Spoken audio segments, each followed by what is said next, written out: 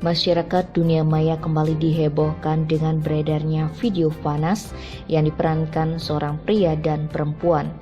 Menariknya, pemeran perempuan diduga merupakan seorang mahasiswi salah satu perguruan tinggi di Bali.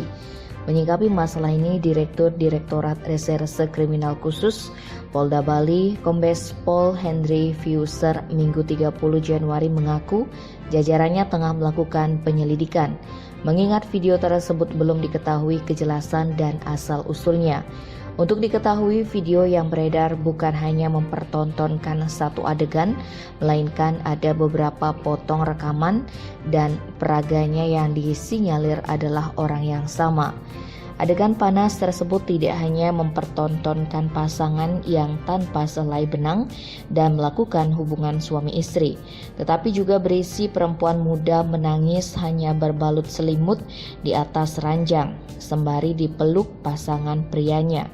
Selain itu, ada beberapa foto perempuan ini memakai jas alma mater salah satu universitas di Bali. Kata Henry, berbagai detail tersebut akan dipastikan pihak kepolisian. Kemudian dari hasil penyelidikan nanti baru akan diambil langkah selanjutnya seperti proses hukum dan sanksi. Mereka yang terlibat dalam pembuatan video tersebut serta yang menyebarkan akan dijerat Undang-Undang Pornografi dan Undang-Undang ITE. Tim Bali Express melaporkan.